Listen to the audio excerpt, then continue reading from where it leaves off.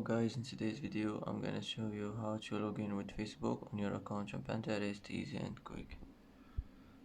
First, click on your profile, now click here, now click settings, and now click security and logins.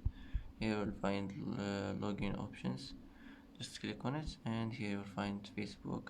Click on it, and here enter your Facebook account, and that's it. It will be done.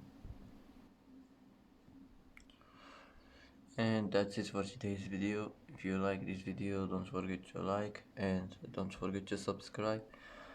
I hope this video is helpful for you, and thanks for watching until the end, and see you in the next video.